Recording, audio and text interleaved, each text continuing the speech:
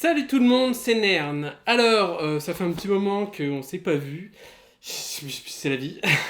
Donc, aujourd'hui, on va faire un truc un peu différent. On va faire un petit featuring, un petit clash entre deux séries qui sont sorties dernièrement, à savoir Dark Crystal, Age of the Resistance et Carnival Row.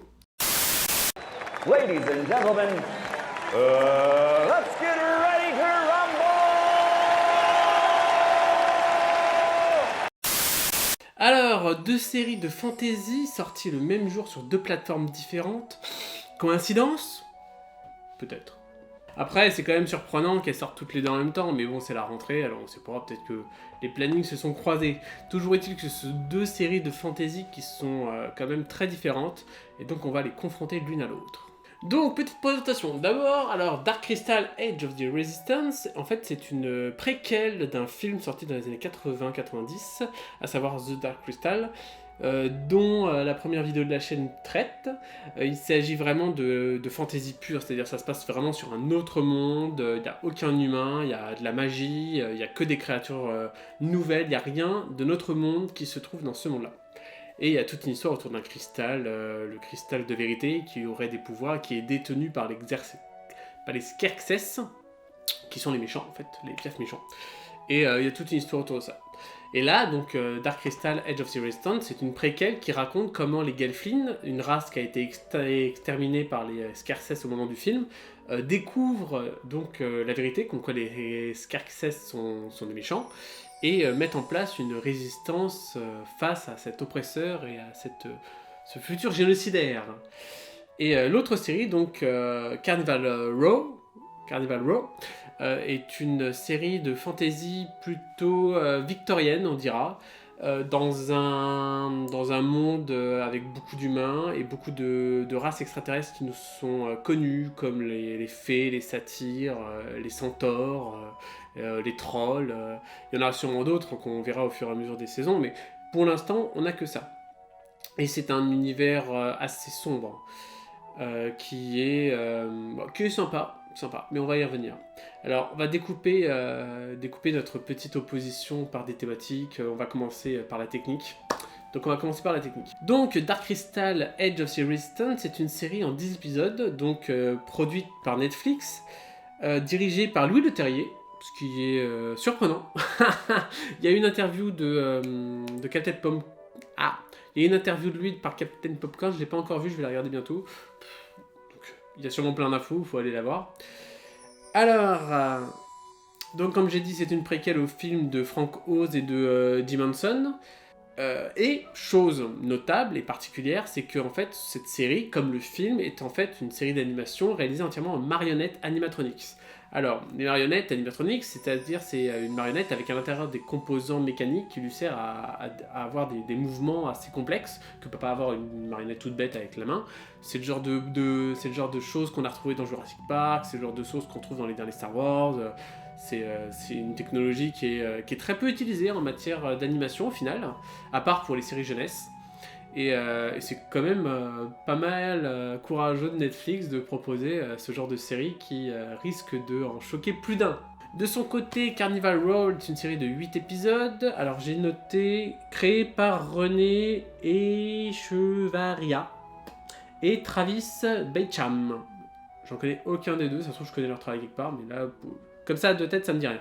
Et donc c'est proposé par Amazon, donc concurrence avec Netflix. Et en fait, je savais plus ou moins que la série existait parce que j'avais vu 2-3 images, mais je voyais pas le détail, je savais pas trop ce que c'était. Et donc en fait, j'ai vraiment découvert la série quand elle est sortie, bah là, il y a une semaine, je l'ai matée et on va en parler.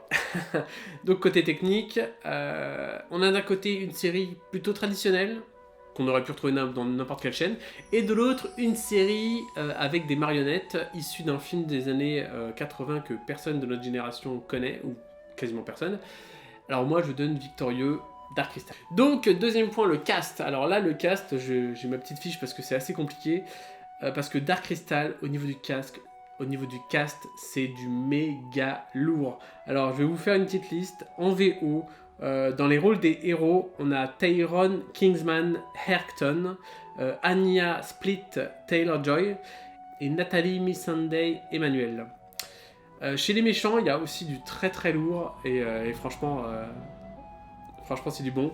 Donc on a Simon Pegg, Jason Isaac, Benedict Wong et Mark Hamill. Et ça, franchement, ça dépote. Alors après, chez les personnages un peu plus secondaires, on a également du beau monde, à savoir Lina Headey, Nathalie Dorman et Helena Bonham Carter. Bon, je dois complètement mâcher les noms, on s'en fout. Mais surtout, aussi, en narratrice, nous avons Sigourney Weaver, qui nous fait l'introduction de la série. Et Sigourney Weaver! Donc franchement, c'est un cast assez malade. Côté Carnival Row, alors là, on a également du lourd, mais en moins grand nombre, forcément, c'est des acteurs réels. Donc on a en principal Orlando Bloom et Cara Delevingne. Et en secondaire, on a donc, alors j'ai oublié son nom, une actrice que j'aime beaucoup qui a joué dans Rome et qui a dernièrement fait dans Game of Thrones, j'ai oublié son nom, je le mettrai quelque part. Et on a aussi qui d'autre Ah oui, on a Moriarty du dernier Sherlock. J'ai oublié aussi son nom, je mettrai sa photo. Et c'est des très bons acteurs.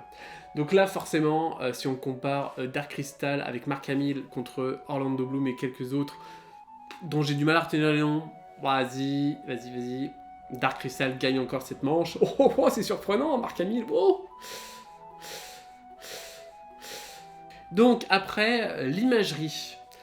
Donc Dark Crystal se déroule dans le merveilleux du début à la fin. C'est simple, il n'y a pas quelque chose qui ne soit pas merveilleux dans cette série. On a des grands panoramas sur des paysages vraiment qui ont été travaillés, recherchés. On a de très belles scènes d'exposition, comme celle-là, qui résume, je le crois, parfaitement ce que la série veut nous montrer.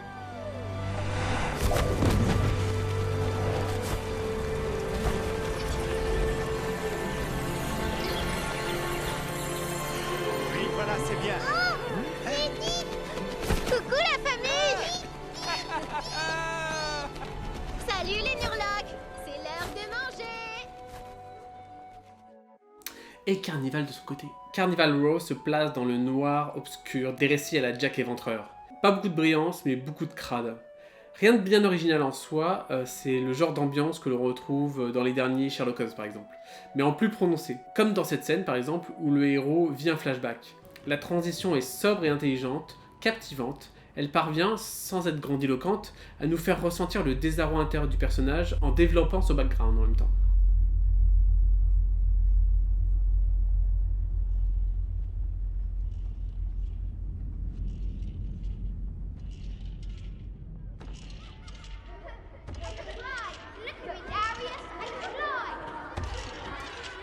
Donc alors là, je vais donner le point à Carnival, parce qu'en vrai, le merveilleux c'est chouette, mais il y a...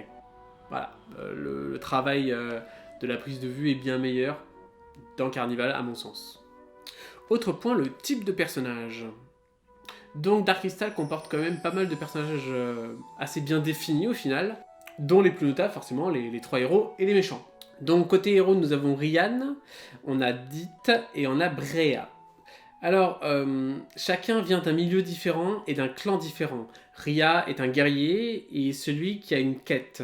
Dit est l'aventurière naïve qui doit remettre un message, et Brea est la princesse savante qui doit découvrir une vérité. Niveau entourage, on a Up qui est une sorte d'idiot du village qui veut devenir chevalier. On a Ordon qui est le père donc, du héros et qui a du mal à lui donner sa confiance.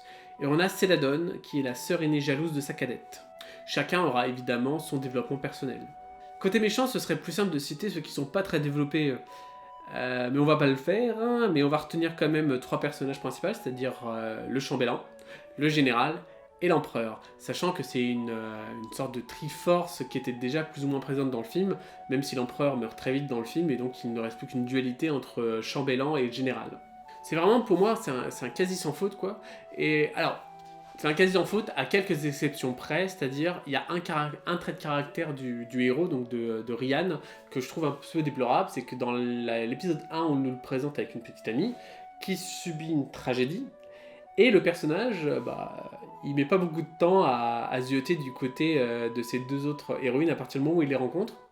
Ce que je trouve un peu dommage dans le contexte de l'histoire, j'aurais préféré que ça soit un peu l'inverse, que le héros Ryan, donc, qu'il ait un deuil, et qui soit totalement fermée à toute forme d'émotion sentimentale, et que les deux camarades héroïnes, elles tentent quelque chose, mais qui est une sorte de repoussoir en mode ma petite copine elle s'est fait buter par des connards, on va temporiser avant de me remettre avec quelqu'un d'autre.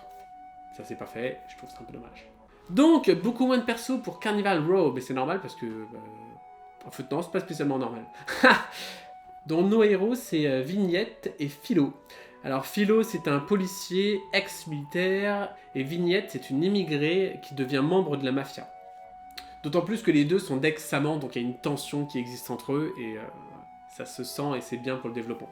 Nous avons aussi Imogène, qui est une femme de la haute société, un peu recluse, et qui vit avec son frère, et qui reçoit comme voisin un individu riche, certes, mais qui est un satyre, donc qui ne correspond pas aux normes de cette bonne société présentée dans la série. Et donc finalement, on a aussi les membres de la famille Brexpear, donc à savoir le père qui est le gouverneur, non, le chancelier donc, de la ville et du pays, la mère donc qui est une personne qui a envie que son enfant réussisse, et donc ce fameux enfant qui est en fait un jeune adulte, hein, tout ce qu'il y a de bien, mais qui en fait n'en a rien à faire et qui a juste envie de s'amuser au bordel et qui n'a pas du tout envie de bosser. En un peu plus secondaire, qu'on voit passer de temps en temps, on a le meilleur ami slash frère d'orphelinat, donc de Philo, qui est emprisonné car il a été empoisonné par ce qui rend loup-garou. Et on a aussi la meilleure amie ex-amante de Vignette, qui est actuellement prostituée et qui apporte son soutien donc, à notre héroïne.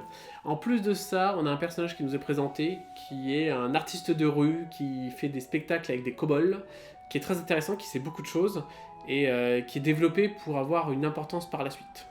Et là, pour la victoire, j'aimerais bien la donner à Dark Crystal, parce que de toute la série, de toutes les deux séries, mon personnage préféré c'est Dit, sauf qu'en vrai, c'est quand même des sacrés archétypes chacun, même si certains personnages comme Dit, justement, a une évolution finale qui laisse à penser qu'elle va bien évoluer.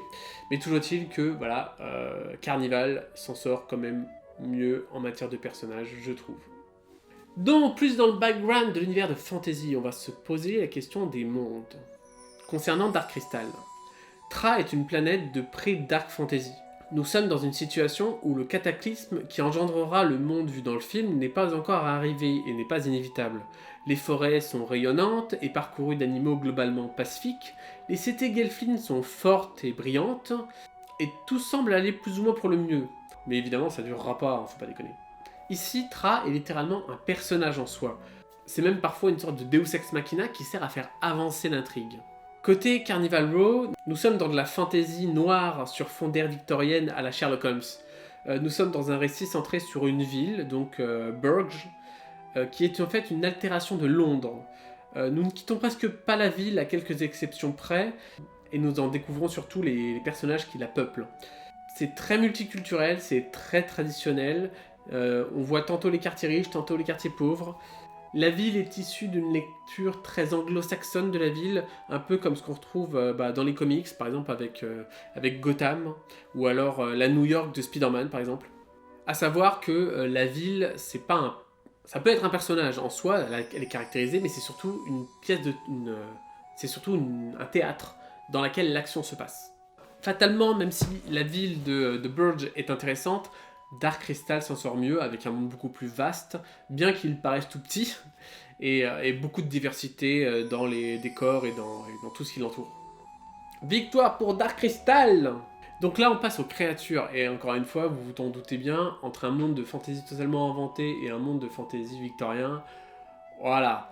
Sur Dark Crystal, il existe 2 races natives intelligentes, officiellement, qui ont des relations complexes. Donc d'un côté les Gelflings qui sont intelligents et développés, alors que de l'autre côté les Podlings semblent le retarder. Mais il faut se méfier des apparences, hein, parce que je vois pas en quoi ils sont moins développés.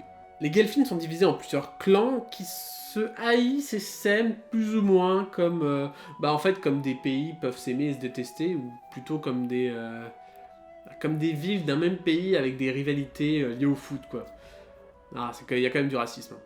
À savoir que les Gelflings considèrent les Podlings comme... ils les traitent pas mal en soi, enfin si, ils les traitent mal, mais ils les considèrent plus comme des personnages retardés, un peu, c'est un peu des gens sous tutelle de leur point de vue. Des fois ils les lavent même, alors c'est dire. En plus des Gelflings et des Podrick, nous avons donc 2 races extraterrestres, à savoir les Skeksis et les Mystiques. Mais bon, c'est un peu du spoil en quelque sorte, mais non, c'est expliqué dès le début, qui viennent d'ailleurs. On a aussi un personnage qui en soi n'est pas une race, mais qui est original, qui est seul, c'est Ogra. Et fatalement, on a aussi un bestiaire très riche, avec beaucoup d'animaux, de plantes, beaucoup de diversité. Les Arakins ou Arakis, là, qui n'étaient pas présents dans le film, et qu'on découvre là, ainsi que des arbres qui parlent, des fleurs qui... Plein de choses, c'est très très riche, et c'est très très beau. Et que fait en face Carnival Road. Alors Carnival Road en face, on a un monde très proche du nôtre, enfin il y a 2-3 siècles, mais voilà, très proche du nôtre, avec des créatures qu'on connaît bien, les fées forcément, les centaures, les satyres, des kobolds qui ressemblent pas forcément aux kobolds qu'on imagine, donc c'est un point intéressant. Mais fatalement, il n'y a pas d'originalité intrinsèque, c'est-à-dire les fées pourraient être des Indiens d'Inde, alors que les satyres, vu comment c'est présenté, ça pourrait être des Noirs sud-africains. Évidemment, il n'y a pas de question de couleur, visiblement. Il y a eu une histoire, visiblement, les humains, il y a eu un passif entre les différentes ethnies humaines, mais il n'y en a plus, visiblement. Et il n'y a pas... Et les différentes races de fantasy ont l'air aussi d'avoir des variantes de couleurs. Et elles-mêmes, ça semble pas spécialement les déranger. Mais fatalement, en fait, les races de fantasy sont, en fait... on supprimerait toutes les races de fantasy, on les remplacerait par des ethnies de la Terre issues de pays comme l'Inde, comme l'Afrique du Sud, comme l'Amérique, ben on aurait le même récit. La seule chose qui est vraiment 100% fantasy, et qui, pour le coup, a besoin d'exister, c'est, on va dire, la créature de l'antagoniste. Et encore une fois, ça pourrait être un homme de main complètement décérébré et qui suivrait les ordres aveuglément. Et donc cette histoire pourrait exister en dehors de ce monde. Alors que l'histoire de Dark Crystal ne pourrait pas être racontée en dehors du monde de Thra. Donc en matière de créatures et de bestiaires, je donne le point à Dark Crystal. Côté politique, pour Dark Crystal, on est sur une monarchie fédérale type médiévale de droit skeksersien. C'est-à-dire qu'au sommet de la pyramide des classes, il y a les Skeksis. En dessous, il y a la Grande Maudra, qui est une sorte de reine fédérale. En dessous d'elle, il y a différentes Maudras de chaque clan, qui chapeautent les clans. Et après, bon, il y a les clans avec chacun son boulot, guerrier, planteur, soigneur, peu importe. Et tous donc n'obéissent qu'aux Skeksis. Il semble pas y avoir de parlement. Visiblement, les grandes Maudras et les Maudras décident de leur côté. Les Skeksis ont leurs propres lois, mais c'est des lois internes. Et donc, niveau politique, il n'y a pas grand-chose.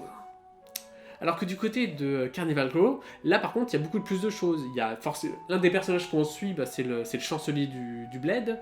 Donc on voit le Parlement, on voit les débats, on voit des conflits politiques, on voit du racisme, on voit des idéologies variantes, on voit de la religion aussi, alors que dans Dark Crystal, il y a une religion principale. En même temps, la planète est un être, donc forcément, il n'y a pas à discuter. Hein. Alors que là, il y a beaucoup plus de religions. Il y a la religion du pendu, qui est une altération du christianisme, mais au lieu que le prophète se soit fait crucifier, il s'est fait pendre, ce qui fait qu'en fait les gens font un signe de croix comme ça, et ils vénèrent des statues de mecs pendus. Ce qui est rigolo. Donc, voilà, là, il n'y a pas besoin de tourner autour du pot, c'est Carnival Road qui gagne largement la manche en matière de politique. Donc on va s'arrêter là, et si on compte les points, en fait je les ai pas comptés, mais visuellement là comme ça, moi je dirais que c'est Dark Crystal qui gagne. Alors que Carnival Row a quand même de bonnes qualités qu'on ne retrouve pas chez Dark Crystal et qui m'inspirent pas mal, comme le côté politique et comme l'évolution. C'est-à-dire Dark Crystal, on sait d'où ça vient, parce qu'on sait où ça va. On sait comment ça va finir vu qu'il y a le film qui existe. Alors que Carnival Row, on sait pas trop, hein, c'est une série toute neuve, il n'y a pas de background derrière, il n'y a pas de livre, de série, autre que celle-là, donc c'est que de la découverte, et c'est intéressant. Mais toujours est-il que Dark Crystal l'emporte. Pour conclure, disons donc que Dark Crystal, c'est juste magnifique. J'aime tellement les marionnettes, et le taf de la Hanson Company est prodigieux. Ça ne parlera pas à tout le monde, mais là nous sommes dans de la fantasy presque complète. Manquerait juste des langues originales, accompagnées de sous-titres en remplacement des langues anglaises ou françaises, un peu comme ce qu'ils ont fait avec les Podlings. Mais là, ça serait du caviar, c'est-à-dire une série totalement fantasy dans un monde totalement nouveau avec que des trucs nouveaux dedans. Je suis pas sûr que ça existe.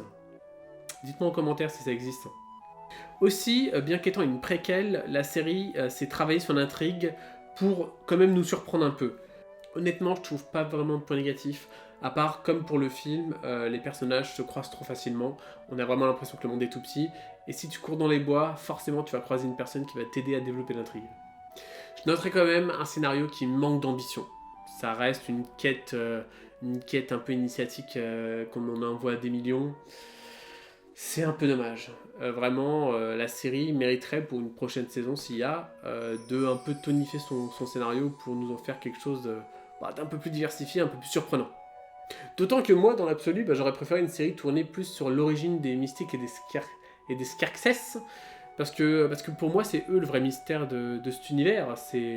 L'univers nous est présenté, il est concret, et eux sont mystérieux pour le coup. Donc, côté Carnival Row, c'est une série beaucoup plus classique, mais qui a beaucoup de charme. Déjà par ses interprètes, parce qu'ils sont magnifiques, mais surtout pour l'ambiance quand même, l'ambiance générale qui s'en ressort lourde, pesante, poisseuse, et vraiment c'est une très bonne ambiance pour ce type de série. Violence, sexe et mystère bien menés, tout ce dont a besoin une série moderne, même si c'est un peu gratuit par moment. Et le problème aussi des séries qui abordent le sexe, c'est que des fois ils l'abordent un peu mal, quoi. La violence et le sexe, quand tu fais des mélanges, il y a souvent des situations un peu glauques. Par exemple, notre héros, Philo, va voir une sorcière pour avoir des informations. Cette sorcière lui dit « Je peux te prouver que la chose que tu es venu me demander existe ». Et donc elle utilise un charme, une poudre semble-t-il, pour le droguer, lui faire avoir des visions. Puis elle l'allonge sur une table et visiblement elle lui fait des choses pour récupérer son sperme. Lui, le mec, il se lève, un peu déboussolé, et il se barre sans problème. Alors ça vous fera peut-être rien de subir ça, mais inverser des genres, imaginez que ça soit Vignette qui a été voir un sorcier et que le sorcier l'ait drogué pour lui prendre du fluide séminal, ça serait tout de suite beaucoup plus glauque. Hein. Et si elle serait partie en mode c'est bon, tranquille, on aurait tous été choqués. C'est le genre de petit problème scénaristique qu'on retrouve dans certaines séries et qui est un peu dommage, et qui est surtout dommageable.